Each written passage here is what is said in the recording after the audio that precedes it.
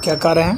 जैसे 50% बीमारियों का जो रीज़न है हाँ वो हमारे मन और दिमाग की, जो आज की डेट में जिस भागदौड़ की ज़िंदगी में लोग जैसे शारीरिक श्रम कम हो गया है, लोग डिप्रेशन, एंजाइटी, इस तरह के पेशेंट ज़्यादा बढ़ रहे हैं। और आने वाले समय में अगर 50% नहीं, साइकोलॉजिस्ट सब तो बतलाते हैं जी कि 99% बीमारियाँ जी वो माइंड की वजह से ही है। हाँ मैं अपने आप जो हमारी भावनाएं हैं ना, हाँ मैं भी उसकी वजह से है। हम लोग क्या है कि जो बीमारी के लक्षण दिखते हैं उसके पीछे भागने लगते हैं, और उसकी असल में उसका अगर रूट देखा जाए तो वो माइंड से या फिर ब्रेन से ही उसका कनेक्ट रहता है। माइंड से ही कनेक्शन माइंड से ही रहता है। कनेक्शन है। हम लोग सिम्टम के आधार पर दवाइयाँ करते हैं, कभी नहीं सही होता है। हम लोग जब किसी से मान लीजिए कि माइंड में क्या है, हम लोग के भावनाएं होती हैं, जी सद्भावना है या दुर्भावना है।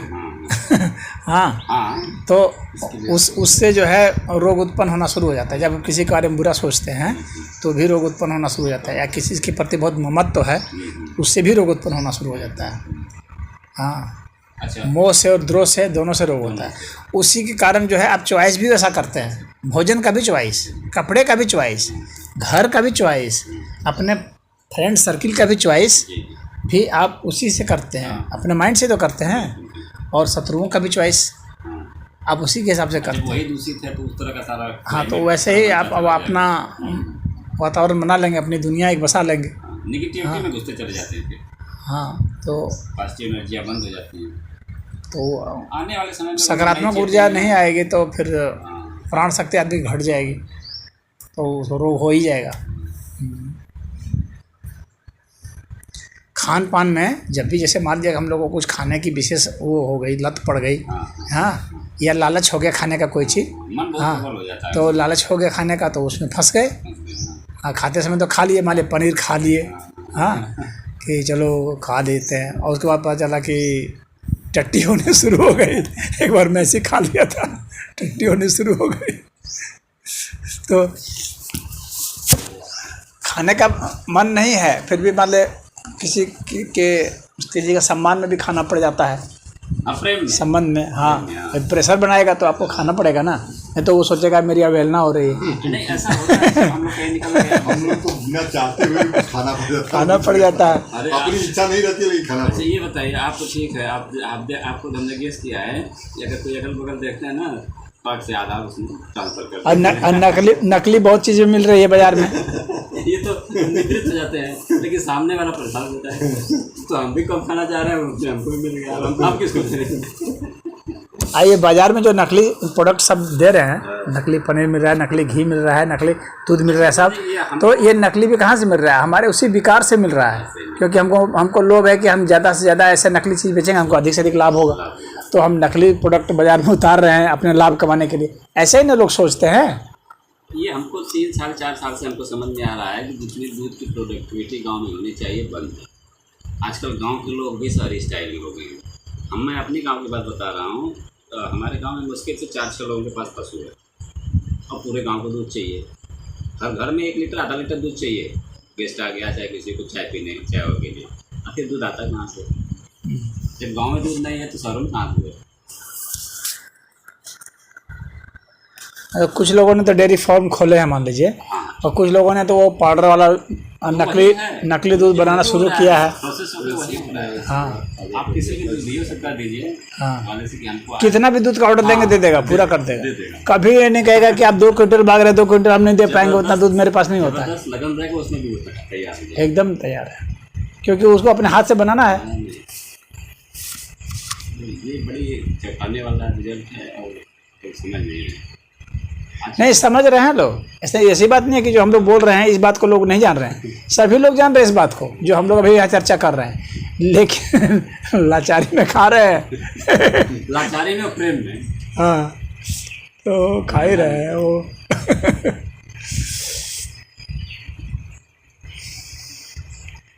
अब शादी ब्याह पढ़ लिया है तो आदमी ऑर्डर देगा ही, भाई पनीर बनवाएगा, छेना बनवाएगा, तो सब नकली लाएगा बाजार से खरीद के।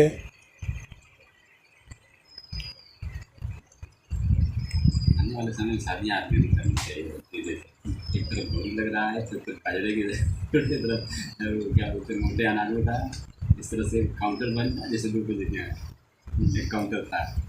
जैसे वैसे कुछ लोग जो है कुछ जागृति आई है कुछ लोगों में, तो कुछ मोटे अनाज को जो बिल्कुल छोड़ दिया गया था उसको कुछ लोग खा रहे हैं, क्योंकि उस देखे हैं कि भाई पेट साफ रहता है, इससे गैस वैस नहीं बनती है, सब देखे हैं, तो कुछ लोग अपना कर रहे हैं।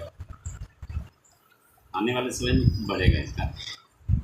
गेहूँ जैसे जैसे जितना छूटता जाएगा ना लोग उतना स्वस्थ होते जाएंगे। गेहूँ बहुत बीमारी पैदा करता है। हम लोग भी धीरे धीरे आदमी में सुधार कर रहे हैं। अब जैसे गुरु जी हमारे साथ क्या था कि हम 10 साल से हम मतलब पेट की बीमारी से परेशान और कितना हो जांच करवा डाले, कोई रिपोर्ट नहीं, कुछ भी नहीं।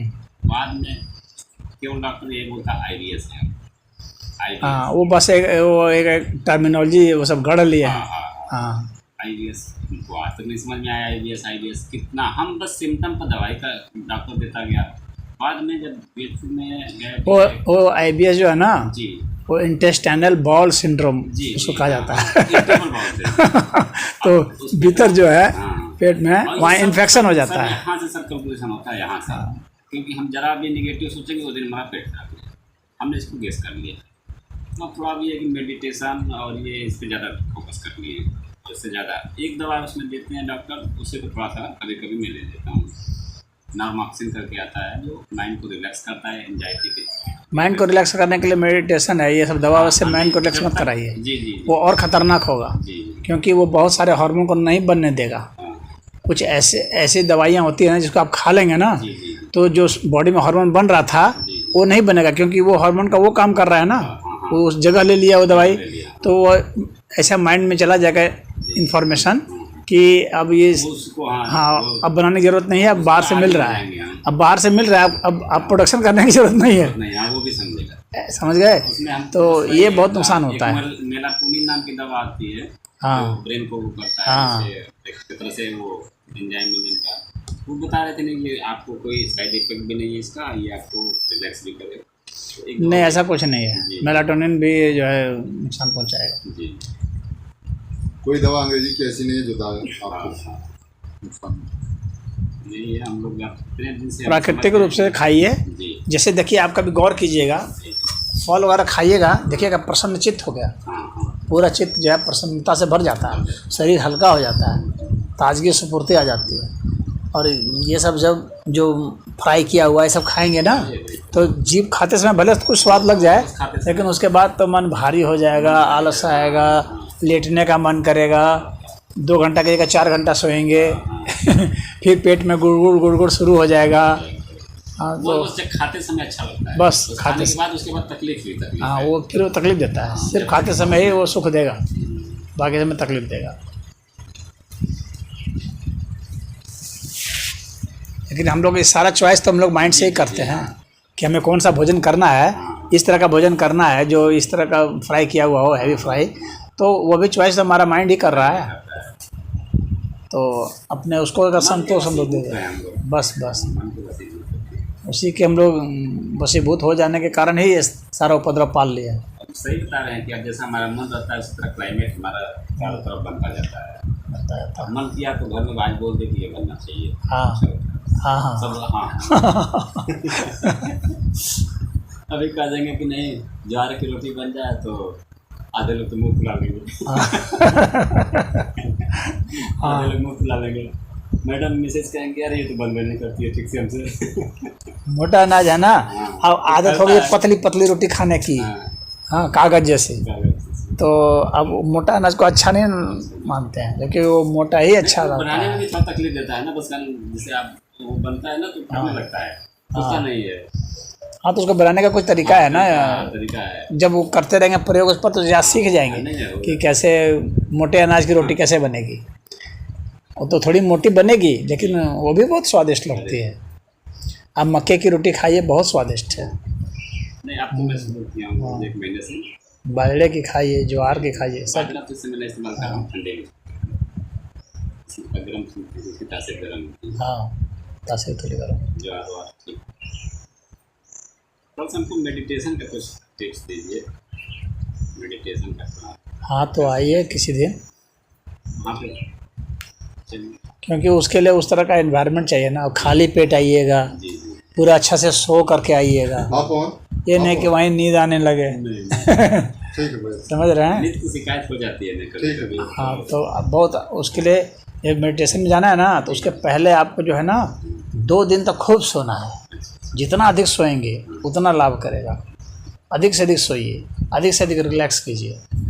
उसके बाद अधिक सोने का मतलब जैसे अब हम लोग 10 बजे रात में सोएंगे तो 4 बजे जगना है हमको। सुबह हमारे पास 2 काम है, सुबह 4 बजे उठ के निवृत्त पे गाय धोता हूँ और शाम को 5 बजे गाय, इतना काम। ये जनरल रूटीन के लिए तो ये सब चलेगा, जी। मेडिटेशन के लिए नहीं चलेगा।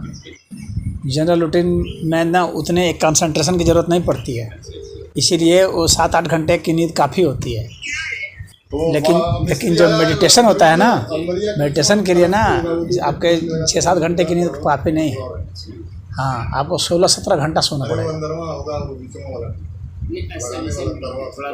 हाँ, सोए हैं, नींद में नहीं भी है ना तो एकदम रिलैक्स, एकदम रिलैक्स, बॉडी को छोड़ दीजिए, काम मत कीजिए 16-17 घंटा। उसके बाद जब आप मेडिटेशन में बैठेंगे तो इस चीज़ की भी बहुत ज़रूरत होती है। लोग ना, अमूमन लोग नहीं समझते हैं, समान रूप से कोई खा करके ही बैठ गया, हाँ तो कोई इसी तरह से आ गया, ऐसा नहीं।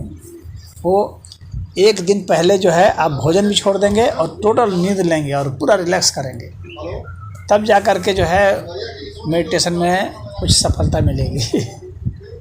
नहीं तो इतना उसमें इतना हाई कंसंट्रेशन होता है कि आदमी 5-7 मिनट के बाद ही सोने लगता है, वो होने लगता है। से सुबह योगा थोड़ा प्राणायाम करने के बाद ना 1-8 घंटे तक तो हमको नींद आ जाता है, ऐसे अनकॉन्शियस थोड़ा हो जाते हैं। जैसे कोई बुलाता तो ध्यान रहता है, लेकिन बड़ा रिलैक्स होता है। 1-8 घंटे तक सो लेते हैं 8 बजे तक आसन प्राणायाम करने के लिए। तो मेडिटेशन जब करते हैं तो नींद आती है। नींद आना सदैव जो है दिमाग की कमजोरी का लक्षण होता है, जान लीजिए। हाँ, क्योंकि दिमाग की ऊर्जा को खींच लेता है, हाँ, उसके कारण ही नींद आ जाती है। अच्छा, इससे मेडिटेशन में जो नींद आ रही है ये हमारी कमजोरी है? हाँ, आपकी कमजोरी, बॉडी रिलैक्स अभी नहीं किया पूरा, अभी माइंड के पास पूरी ऊर्जा नहीं है, थोड़ी ही इसमें डिस्चार्ज हो जा रही है, इसलिए नींद आ जा रही है। माइंड के पास इतनी ऊर्जा होनी चाहिए ना, रात भर अगर भी जागना पड़े, 2 रात भी जागना पड़े तो एकदम तैयार है, मुस्तैद है। सैनिकों को, कमांडो को सिखाया जाता है ना कई रात जागने के लिए। हाँ, अलर्ट रहने के लिए सिखाया जाता है। वो क्या, वो माइंड की एनर्जी बहुत ज़्यादा हाई हो जाती है, उस तरह की ट्रेनिंग होती है। तो जवान था, वो बता रहा मैं 72 घंटे तक स्नाइपर था वो। हाँ। 72 घंटे तक एक ही जगह लेट किया और 72 घंटे तक रह गया। हाँ, बता रहा था जैसे अगर हम जरा भी मूवमेंट करेंगे तो गूगल मैप में आ जाता है, वो हमारी ट्रेसिंग हो जाएगी। इसलिए हाँ। एक ही पोजीशन में मुझे 72 घंटे तक हाँ, बंदूक लेकर पड़ा रहा। हाँ, तो वो बताइए, हम लोग 10 मिनट 15 मिनट नहीं रह सकते। तो वही ना सोचिए, तो उसमें माइंड का लेवल बहुत हाई होता है। जी, कमांडो होते हैं तो ऐसे कमांडो को नहीं बनता है। तो उसी तरह से जो है मेडिटेशन इतना आसान भी नहीं होता है। जी। सोना नहीं चाहिए, सोने का मतलब है कि माइंड में कमजोरी आ गई, भोजन बहुत ज़्यादा खा लिए।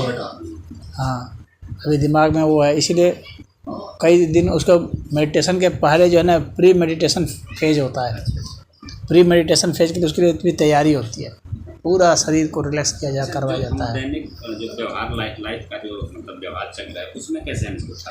हाँ, तो उसमें थोड़ा बहुत मान लो फॉलो हो जाएगा। जब से एक बार आदमी करने लग जाता है ना, जो एक बार 72 घंटा जाग गया है, उसके लिए 10 घंटा जागना कठिन नहीं है। समझ गए हैं?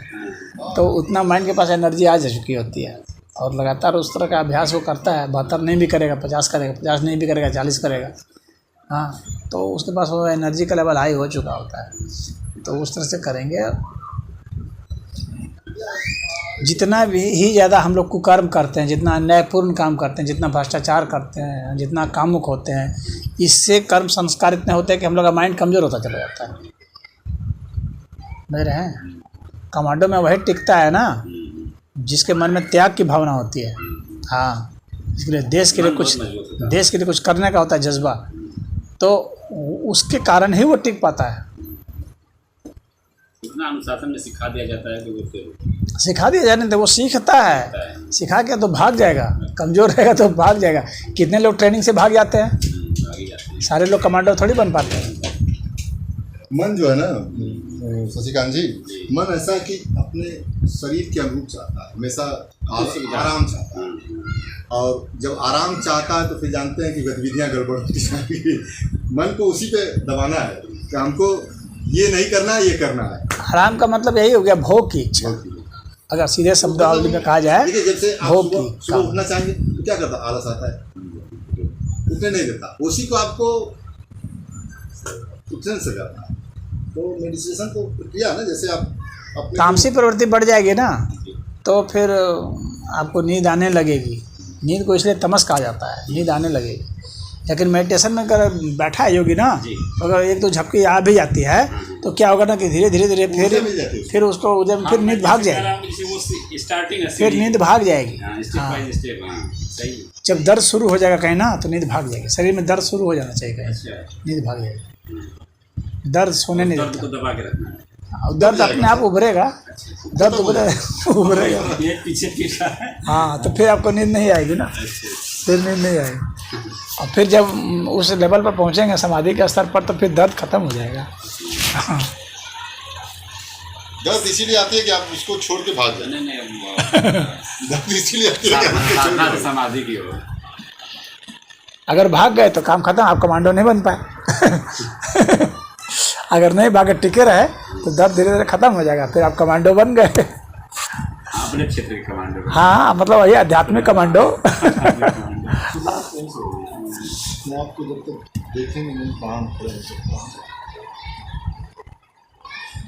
ये भी अच्छा, जैसे एक प्रसन्नचित्त मुद्रा में भी रहना और अपने आप को इंगेज करना, ये भी से इसको भी व्यवहार में करना।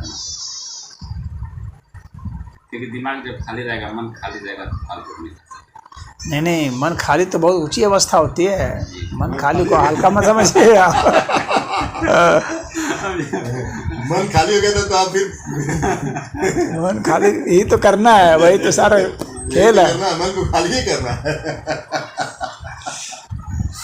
मन खाली कहाँ होता है, आदमी कुछ ना कुछ सोचता रहता है, उसमें भूत भविष्य वर्तमान की योजना बनाता रहता है। साधना में भी वो कुछ न कुछ करने लगता है। हाँ, खाली इतना सा, खाली मतलब कि एक भी शब्द नहीं आना चाहिए दिमाग में, एक भी चित्र नहीं आना चाहिए। हाँ, एक भी कोई भी गंध की संवेदना नहीं आनी चाहिए, कोई स्पर्श की संवेदना नहीं आनी चाहिए, कोई स्वाद की संवेदना नहीं आनी चाहिए। हाँ, तब समझिए कि मन खाली है। उस सिचुएशन में पहले जब शुरुआत करते हैं तो उसमें किसको मतलब किसी न किसी को आधार बनाएंगे ना, थोड़ा सा जैसे किसी अपने इष्ट देव को आधार बना के ना, उससे कि अगर मन जाता भी तो वहीं जाके। ऐसा है ना कि मन को जहाँ जाना होगा ना वो चला जाएगा ना, आपको कुछ अपने से कोई कल्पना नहीं करनी, कल्पना नहीं करनी। मन तो बहुत भागता है, जैसे लगता है पता नहीं उसका नेचर ही है मन का। वो मन तो कि आधा आँख खुल के केवल बैठते हैं, तो अगर हम उसको न रोकें तो पता नहीं कहाँ चल रहा है। उसको आप रोक भी नहीं सकते ना, रोकेगा कौन? थोड़ी देर के लिए जैसा रोकने की जो कोशिश है वो भी मन ही कर रहा है ना। हाँ, वो भी मन ही कर रहा है। वो भी मन ही कर रहा है, जबरदस्ती से करा रहा है। मन का ही एक हिस्सा जो है ना वो आप बन जाता है, और मन का ही एक हिस्सा तू बन जाता है। बात समझ में आ रही है? हाँ, तो जो मन का आप हिस्सा है वो उसको रोकेगा या निर्देश देगा या कुछ कराएगा, और मन का ही वह हिस्सा जिसको उसी ने तू बनाया हुआ है, तो वो हिस्सा कहीं जाएगा इधर या उधर या सोचेगा के बाद भी नहीं पकड़ाता है। हाँ, तो इसीलिए वो आप और तू ये दोनों का मिलन जब हो जाएगा ना, जब बाहर में और अंदर में इस तरह का फर्क नहीं रहेगा, एकाकार हो जाएगा, तो वह मन की स्थिति जो एकाग्र स्थिति कहलाती है। तो आपको कुछ नहीं करना है, वो मन जो है ना वो उसका नेचर, उसको भागने दीजिए, जाने दीजिए, जहाँ घूमता है घूमने दीजिए, जो सोचता है सोचने दीजिए। भी तो नहीं है। हाँ, सकता भी नहीं है ना। कौन? मन। नहीं, वो मन जो है ना अनावश्यक नहीं भागता है।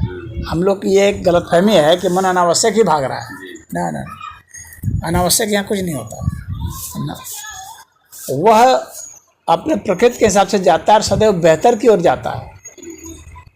मन अपने को बेहतर की ओर ले जाता है, उसकी समझ में जो बेहतर होता है उसकी ओर भागता है वह। वह सदैव दर्द से अलग हट के भागता है, वो आराम की ओर भागना चाहता है ना, दर्द की ओर नहीं जाता। हाँ, लेकिन दर्द उसको अपनी ओर खींच लेता है, जितनी ताकत होती है। और जो चीज़ें हम लोग नहीं, अगर चीज़ें नहीं भी होने लगती कुछ महक रहा है, कुछ लग रहा बरसात का उमस का है। हाँ, उमस का। थोड़ा सा इसमें कुछ हुआ देना चाहिए। नहीं सही है, नहीं नेचुरल नेचुरल उमस नहीं है। नेचुरल नहीं है, वो सब पानी गिरा है ना, तो सड़न उसकी है हाँ, ना, सड़न टाइप। तो ये नेचुरल नहीं है। इसमें थोड़ा डल नमी से नहीं, आजकल बरसात में जानते हैं थोड़ा सी बैक्टीरिया कीटाणु टाइप है। सबसे जी रहस्यमयी चीज़ जो है अभी तक जो नॉन चीज़ है, वो हम लोग का मन ही है, सबसे रहस्यमयी है। बहुत रहस्य है इसमें। हाँ, इसको आज तक हमको लगता है कि क्यों सन्यासी ही पढ़ पाए। और मन पे कम ये रहस्यमयी है। ये एक ऐसी स्थिति में है कि इसे विज्ञान में एक कहा जाता है क्वांटम एंटेंगलमेंट, एक स्थिति होती है। हाँ, फिजिक्स में क्वांटम एंटेंगलमेंट। उसमें क्या होता है कि जैसे दो इलेक्ट्रॉन है मान लीजिए, जो बहुत छोटा पार्टिकल होता है इलेक्ट्रॉन, तो वह जो है उसको जब हम एब्सोल्यूट टेम्परेचर पर ले जाते हैं तो वहाँ क्या होता है कि वे दोनों एंटेंगल हो जाता है, यानी एक दूसरे से जुड़ जाते हैं। हाँ, और वे इस तरह से जुड़ते हैं, मतलब इसे भौतिक रूप से नहीं जुड़ते हैं, वो इस तरह से जुड़ते हैं कि वो चाहे कहीं भी रहें, कोलैप करके रहेंगे, वो कहीं भी रहेंगे, वो सदैव एक दूसरे से जुड़े ही हुए हैं। यानी कितने भी दूर हैं वे एक दूसरे से जुड़े ही हुए हैं। यानी आप एक को यहाँ रख दीजिए पृथ्वी पर, और एक एकदम पूरा सौर मंडल के पहाड़, वो गैलेक्सी के भी बाहर रख दीजिए, तो भी वे जुड़े हुए हैं, कनेक्शन जुड़े हुए हैं। जो यहाँ होगा उसकी प्रतिक्रिया क्रिया तुरंत वहाँ पर तत्क्षण होगी, इतने जुड़े हुए होते हैं। तो आध्यात्म की जगह समझ गए? तो वही वो जिस स्टेट में होते हैं उसी स्टेट में माइंड भी होता है। और माइंड की खूबसूरती यह होता है कि इलेक्ट्रॉन को जोड़ने के लिए ना वो एब्सोल्यूट टेम्परेचर चाहिए होता है, लेकिन माइंड को जुड़ने के लिए ना माइंड नॉर्मल टेम्परेचर में एब्सोल्यूट स्टेट में पहुंचा हुआ है। ये एक बहुत बड़ी बात होती है कि नॉर्मल टेम्परेचर जो है, जो साधारण अभी हम लोग का जो 30 डिग्री के आसपास तापमान चल रहा है, तो इस तापमान में भी वह जो है एंटेंगल्ड है। यानी पूरे ब्रह्मांड का जो माइंड है ना, उसके साथ आपका माइंड जुटा हुआ है। इसलिए आप जो इस समय सोचते हैं, जिसके बारे में जो सोचते हैं, उसको भले न कहते हों, वहाँ तक आपकी संवेदनाएं पहुँच जाती हैं। अगर आप किसी का बुरा सोच रहे हैं ना, भले नहीं कहे हैं उसके पास जाकर, या किसी को भी नहीं कहे, लेकिन आपने सोचा है ना, तो उसके पास ये भाव तरंग पहुँच गई है। आपके मन की जो भाव तरंग है वो वहाँ पहुँच गई है, ऐसा होता है, पहुँच गई है। और उसका रिएक्शन और उसका जो है उसके माध्यम से जो एक्शन आप करेंगे, या जो भी आपने सोचा है, हाँ, जो भी भाव, तो उसका परिणाम आपको मिलेगा, उसको भी मिलेगा जिसके लिए आपने सोचा है, और आपको भी मिलेगा। और वो जो सोचेगा वो उसका भी परिणाम आपको मिलेगा, उसको भी मिलेगा। यही तो हो रहा है समाज में, लोग एक दूसरे की बुराई में संलिप्त हैं। हाँ, तो इसीलिए एक दूसरे का बुरा हो रहा है। इतनी जो मारकाट मची हुई है दुनिया में, इतनी जो लूटपाट मची हुई है, इतना बलात्कार व्यभिचार हो रहा है। कहते हुए जो आप बता रहे हैं कि जिससे उनकी भावना पहुंच जाती है वहाँ पे, हाँ, गलत सोचेंगे तो उसको भी आभास हो जाएगा कि हमारे बारे में ये गलत सोचे हैं। हाँ, और आदमी आप पशु के बारे में सोचिए ना, पशु के बारे में सोचिए। आप खाली बुरी नज़र से खाली सोच लीजिए, देख लीजिए, कुत्ते को देखिए तुरंत भौंकने लगेगा आपको। हाँ, ये बात तो सही है, समझे? उसको पता चल जाता है। प्रेम से जाएंगे तो, हाँ, अगर गुस्से में जाएंगे तो वो भी गुस्सा रहेगा। हाँ, उसके पास भावना पहुंच जाती है। तो वहाँ पर जो है उसको आपकी भाषा उसको नहीं ये मालूम है, कौन भाषा में आप बोल रहे हैं, हिंदी, अंग्रेजी, उर्दू, फारसी, उसको मतलब नहीं है। वो उसको आपके भाव की भाषा मालूम है। हर प्राणी को, पेड़ पौधों तक को भाव की भाषा मालूम है।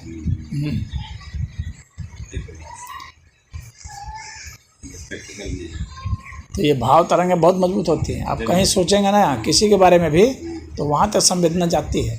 उस व्यक्ति को भी नहीं पता चलेगा, लेकिन वहाँ पहुँच जाती है, और उसके अवचेतन मस्तिष्क में वहाँ उसकी क्रिया प्रतिक्रिया होती है। क्योंकि भाव का जो विश्लेषण होता है और वहाँ जो क्रिया प्रतिक्रिया वो अवचेतन मस्तिष्क होता है, वहाँ पर होता है। वो इस चेतन मस्तिष्क से नहीं, जहाँ हम लोग सोचते हैं यहाँ से नहीं होता है। भले हम उसके बारे में बुरा सोच लिए यहाँ से, लेकिन वो भाव तरंगों में बदलेगा पहले, यानी विचार तरंगें भाव तरंगों में बदलती हैं और फिर भाव तरंगें जाती हैं वहाँ तक। जैसे आपको कुत्ते को बुलाना होगा या किसी पशु को, तो आपने विचार किया, तो विचार करने के बाद जैसे आप विचार करते हैं वो भाव तरंग में बदल जाती है और फिर उसके यहाँ पर पहुँच जाती है, उसको वो समझ जाता है, आपकी भाषा को नहीं समझता है। अच्छा, ये प्रैक्टिकल लाइफ में गुरु जी देखने को मिलता है। जैसे मान लीजिए हमारा कोई व्यक्ति है, उससे हमारा कोई लेना देना नहीं है, लेकिन अगर अगर अमूमन हम उसको देखते हैं तो पता नहीं क्या हमारे दिमाग में वो मतलब लगता है कि हमारे लिए अच्छा नहीं है या हमारे लिए बुरा है। इसका मतलब वो हमारे लिए वाकई में बुरा है। देख करके ही किसी जो फर्स्ट इम्प्रेशन में ही पता चल जाएगा कि ये हमारे लायक कि नहीं, ये हमारे लायक है नहीं है, या ये ठीक आदमी नहीं है। हाँ, इस भले तरह उससे हमारी कोई बातचीत ना हाँ, हो, कभी से परिचय नहीं रहा परिचय ना, हो, हाँ। लेकिन ऐसा हो हो जाता जाता है। है। क्योंकि हम लोग की जो आभा है ना, हम लोग की जो एनर्जी है, एनर्जी फील्ड जो है, वो तुरंत उसको रीड करती है। हम लोग वही भाव होता है, भावना होती है, भाव तरंग वही होती है। आपकी भाव तरंगें जो हैं वो उसकी भाव तरंगों से टकराती हैं, मिलती हैं, और वहाँ से तुरंत आपको सूचना मिल जाती है कि ये आदमी सही नहीं जान पड़ रहा है। समझ नहीं पाते हैं। अच्छा देखिए, ह्यूमन हम नेचर भी है, नहीं समझ सकता है आदमी, जानते हैं क्यों नहीं समझ पाता है? इसके पीछे क्या कारण है?